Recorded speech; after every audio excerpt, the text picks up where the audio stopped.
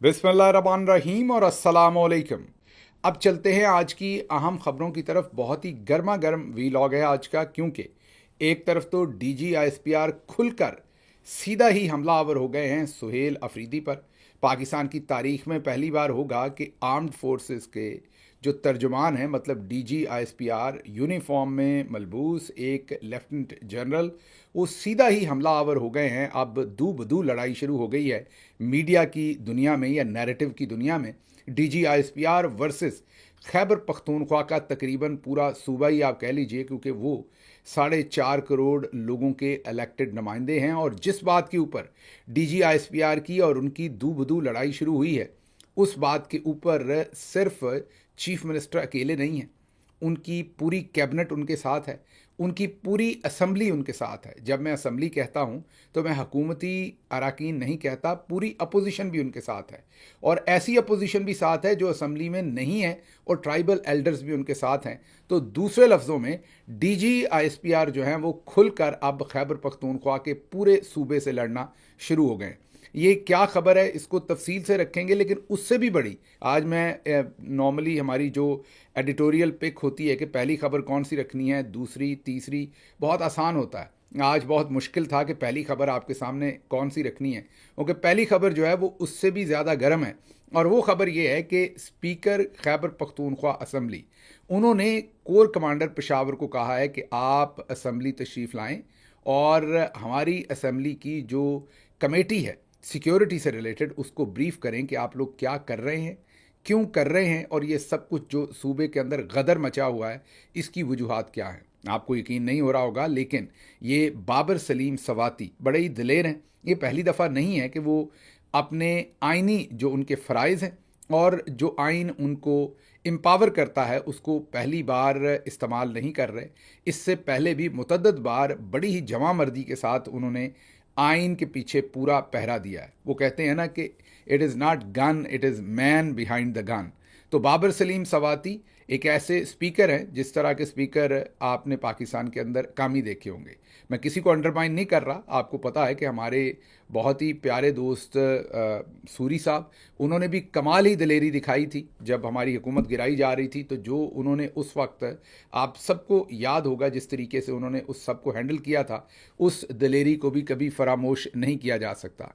लेकिन ये जो ज़माना चल रहा है, इस ज़माने के अंदर बाबर सलीम सवाती ने पै दर पै आइन की हिफाजत की है। वो सेनेट का इलेक्शन हो या मिनरल्स का बिल हो या कोई और ऐसी सूरत हाल हो जहाँ पर उन पर भरपूर प्रेशर था। और स्पेशली जब गंडापुर साहब जो हैं वो बिल्कुल और पॉलिसी अपनाए हुए थे, मतलब कि आपके सूबे का चीफ मिनिस्टर और पॉलिसी अपनाए हुए हो, ऐसी सूरत हाल में स्पीकर का खड़े रहना अपने पाँव के ऊपर वाकई तहसीन के काबिल है। हमारी कौम का मसला ये है कि दिलेरी चाहती है, लोगों को चाहती है कि खड़े हो जाएं, लेकिन जो लोग खड़े होते हैं फिर उनकी तहसीन नहीं करती, उनको फरामोश कर देती है, अपने हीरोज़ को उस तरीके से अप्रिशिएट नहीं करती। हमारी यहाँ से बहुत सारी अप्रिसिएशन बाबर सलीम सवाती, उनके अहल खाना के लिए, और दुआ भी है कि अब वो महफूज रहें, क्योंकि जो ख़त उन्होंने लिख दिया है उसके बाद कोर कमांडर साहब हों या डीजी आईएसपीआर हों, खत्ते तो उनके ज़रूर पड़ जाएंगे। ख़त उन्होंने क्या लिखा है, उन्होंने एक जो खैबर पख्तूनख्वा की असम्बली के स्पीकर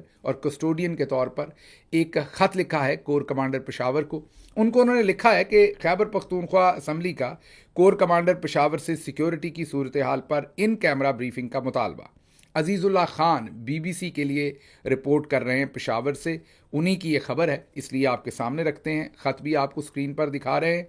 खैबर पख्तूनख्वा असम्बली की जानब से पेशावर के कोर कमांडर से कहा गया कि वो सूबे में सिक्योरिटी से मुताल्लिक खुसूसी कमेटी को इन कैमरा ब्रीफिंग दें। सूबाई असम्बली के स्पीकर बाबर सलीम सवाती की हदायत पर लिखे गए ख़त में सूबे में अमन व अमान की मजमूई सूरत हाल, बिलखसूस जमशुदा अजला में जारी सिक्योरिटी इकदाम और दरपेश चैलेंजेस के तनाज़र में खुसूसी कमेटी के किरदार और मैंडेट से आगाह किया गया। लेटर में तफसील से लिखा गया कि ये जो आपने ऑपरेशन और ये सारी चीज़ें शुरू कर रखी हैं जमशुदा अजला के अंदर, इसके बारे में आकर हमें बताइए कि ये सब कुछ क्या हो रहा है। खत में कहा गया कि कमेटी अब तक chief secretary Khyber Pakhtunkhwa, additional chief secretary दाखिला और कबायली अमूर और inspector general police Khyber Pakhtunkhwa समेत अहम इदारों से तफसीली ब्रीफिंग हासिल कर चुके हैं, जिनकी रोशनी में सफारशात और असम्बली में पेश की जाने वाली रिपोर्ट को हतमी शक्ल दी जा रही है। और मशावरती अमल के तसलसल में कोर कमांडर पेशावर से इन कैमरा ब्रीफिंग अहम है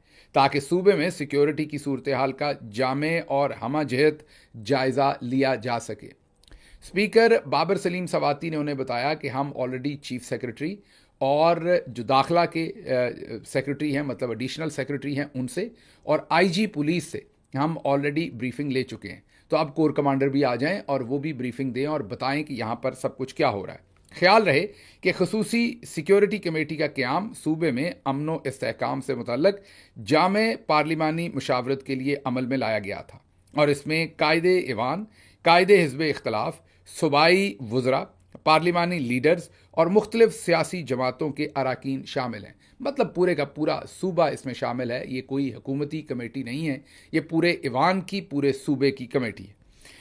अब ये जो बाबर सलीम सवाती साहब का 11 कोर के जो वहाँ पर बुखारी साहब हैं गालिबन कोर कमांडर, ये वही हैं जिनके दामाद पिछले दिनों क्रिप्टो करेंसी की जद में बहुत ज़्यादा पॉपुलर हुए थे। कहा जाता है उनके बारे में, क्लेम किया जाता है कि गालिबन वो इनके दामाद हैं। अब हकीकत क्या है ये तो हमें नहीं पता। बहरहाल उन्होंने उनको ये ब्रीफिंग के लिए ख़त लिखा है। अब 11 कोर इस पर ब्रीफिंग देगी या नहीं, माजी देखें तो इसके ऊपर ब्रीफिंग देने के बजाय ये टारगेट करेंगे जो स्पीकर साहब हैं और दूसरे लोग हैं उनको, और कहेंगे कि आपकी इतनी जुर्रत कि आपने हमसे ब्रीफिंग मांग ली है। लेकिन जो सूबे का मजाज है, ओवरऑल हालात हैं, मुझे लगता है कि शायद ब्रीफिंग देनी पड़े और देनी चाहिए भी, क्योंकि आइन और कानून यही कहता है। हाल ही में हमें DG ISPR बता रहे थे कि बाबा कौम जो हैं वो कौम के बाप हैं। मीन कायद आज़म रहमतुल्लाह अलैह की बात हो रही है। उन्होंने ये वाज़े तौर पर स्टाफ कॉलेज कोयटा में 1948 को बता दिया था कि सिविलियंस ने पॉलिसी बनानी है। बिल्कुल उन्हीं के नक्शे कदम पर चलते हुए बाबर सलीम सवाती उनको कह रहे हैं कि आएँ ताकि हम पॉलिसी बना सकें, आपको सुन के कि आपकी ज़रूरतें क्या हैं, आप क्यों ये यहाँ पर ऑपरेशन करना चाहते हैं। बाबा कौम बता गए थे कि आपने टांग नहीं अड़ानी, आपने गलत फहमी का शिकार नहीं होना, ये आपका काम नहीं है, आपने बाज रहना है इस काम से।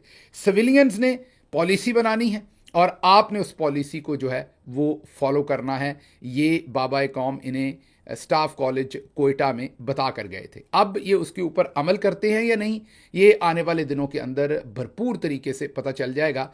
अमल करते हैं या नेगेटिव प्रोपेगेंडा शुरू करते हैं, क्योंकि एक प्रोपेगेंडा तो पहले ही शुरू कर दिया गया है।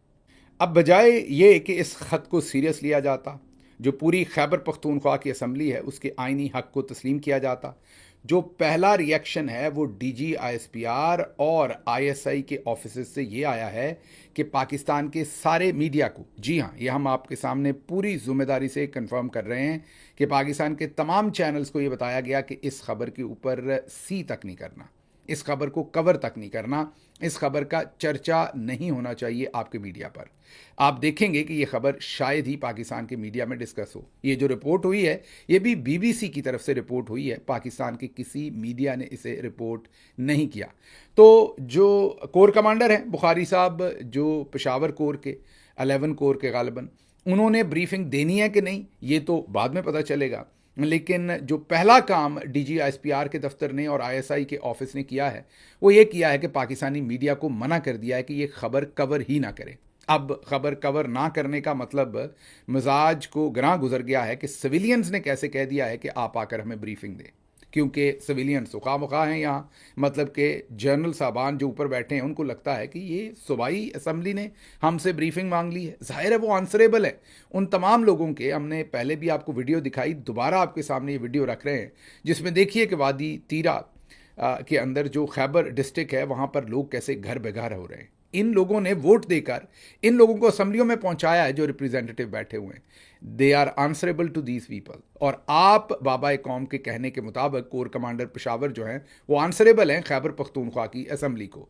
लेकिन जो पहला नतीजा आया है अभी तक गैर हतमी, गैर सरकारी, लेकिन हम इस खबर के पीछे भरपूर तरीके से खड़े हैं, बिल्कुल अफवाह नहीं है, ये पक्की खबर है जो आपको दे रहे हैं कि सबसे पहले अगलों ने ये कहा है कि किसी सूरत भी ये खबर नहीं चलनी चाहिए। अभी तक की ये डेवलपमेंट है, आगे आगे देखें होता है क्या। अब चलते हैं ज़रा अगली खबर की तरफ, क्योंकि मैंने आपको कहा कि एक से बढ़कर एक खबर जो है वो आज हमारे पास मौजूद है जो आपके सामने इस व्लॉग में रखनी है। पहले तो जो हमारे सुहेल आफरीदी हैं उनकी मुलाकात हुई है वहाँ पर सहाफ़ियों से, अब उसकी कुछ और रिपोर्टिंग सामने आई है। ज़ाहिर है बात सारी डीजी आईएसपीआर और फ़ौज के जो जनरल्स हैं उनके इर्द गिर्द ही घूम रही है, इसलिए आपको वो चीज़ें बता दें। सुहेल अफरीदी साहब ने कहा है कि इमरान खान की रिहाई के लिए वे फॉरवर्ड मुज़ाहमत है।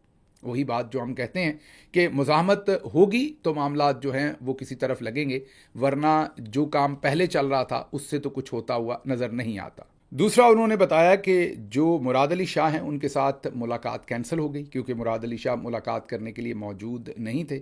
हालांकि ये पहले अफवाह आ गई थी या ख़बर आ गई थी कि कैंसिल हो गई, फिर नासिर अली शाह साहब ने कहा कि नहीं, कैंसिल नहीं हुई, मंडे को मुलाकात होगी। ये उन्होंने संडे वाले दिन बताया। आज मंडे को दोबारा वो मुलाकात ना हो सकी और सुहेल अफरीदी साहब ने बताया कि वो मुलाकात नहीं हो सकी।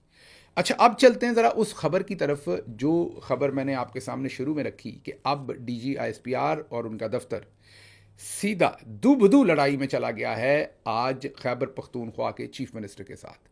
खैबर पख्तूनख्वा के चीफ मिनिस्टर ने जो कराची में तकरीरें की, एक तो उन्होंने ज़ाहिर है बार कौंसिल से भी खिताब किया, दूसरी जगहों पर भी जो खिताब किया वहाँ पर, और सहाफ़ियों से भी जो बातचीत की जो हमने इससे पहले आपको रिपोर्ट की, जिसमें उन्होंने कहा कि ये जो ऑपरेशन है ये हमसे कोई इसकी कंसल्टेशन नहीं है। फिर उन्होंने कहा कि अफ़गानिस्तान से जो दहशतगर्दी हो रही है वो दूसरे मुल्कों में क्यों नहीं हो रही, सिर्फ हमारे यहाँ ही क्यों हो रही है। फिर उन्होंने कहा कि जनरल बाजवा का ये पूरा एक प्लान था इन लोगों को वापस बसाने का, हमने मना किया था। फिर बाजवा साहब चले गए तो पीडीएम की हुकूमत के अंदर, बाजवा साहब ने ही पीडीएम की हुकूमत के अंदर इनको ला के दहशतगर्दों को वापस बसाया।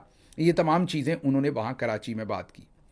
आज डीजी आईएसपीआर ने कोई भरम नहीं रखा अपनी पोजीशन का, अपनी वर्दी का, और आज सबसे पहले एक स्क्रिप्ट लिखकर भेजा गया टेलीविजन्स को और उन्हें जोर दिया गया कि आप ये चलाएंगे।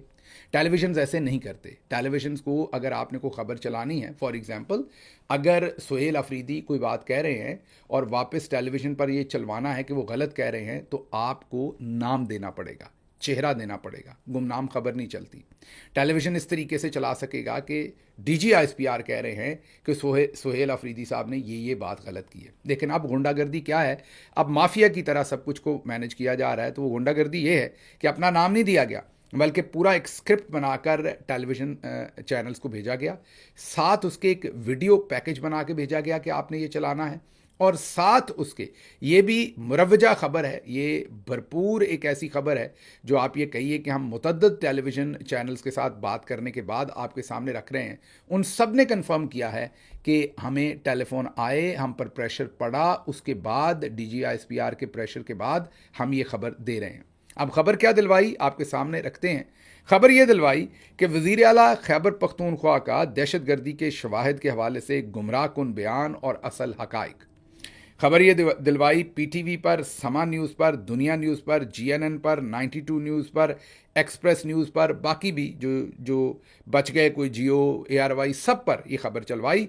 एक ही लाइन में खड़े हो गए महमूद और अयाज, सब ने एक ही खबर दी, ज़ोरदार ब्रेकिंग, फटे चले धमाकेदार, और अस्करी ज़राए भी नहीं लिखा गया, सिक्योरिटी ज़राए भी नहीं लिखा गया। टेलीविज़न चैनल इतने मजबूर थे, ये ऐसे ही है कि डीजी आईएसपीआर ने कहा फ़लाँ बंदे को गाली निकालो, तो टीवी चैनल तो गाली नहीं निकालेगा ना। मैं अगर टीवी चैनल को कहूं कि भाई मैं फ़लाँ को ये गाली निकालना चाहता हूं, तो वो मेरे नाम से फिर चला देंगे कि फ़लाँ कह रहे हैं, शहबाज साहब कह रहे हैं, या फ़लाँ बंदा ये कह रहा है। लेकिन यहाँ टीवी चैनल्स के हाथ इतने बंधे हुए हैं कि उनको कहा अपनी तरफ से निकालो, और उन्होंने निकाली। उन्होंने ये नहीं बताया कि ये स्टेटमेंट वो किसकी तरफ से चला रहे हैं। उन्होंने अपनी तरफ से, टेलीविज़न अमूमी तौर पर या तो टेलीविज़न की अपनी तहकीकाती रिपोर्ट होती है तब वो चलाते हैं, लेकिन ऐसी स्टेटमेंट्स तो टीवी नहीं दे सकता किसी इंडिविजुअल के बारे में, वो भी जो सूबे का इलेक्टेड चीफ मिनिस्टर हो, बल्कि पूरे सूबे के बारे में। तो ये खबरें चलाई गई, गैर जानबदार मीडिया की गैर जानबदार रिपोर्टिंग थी ये।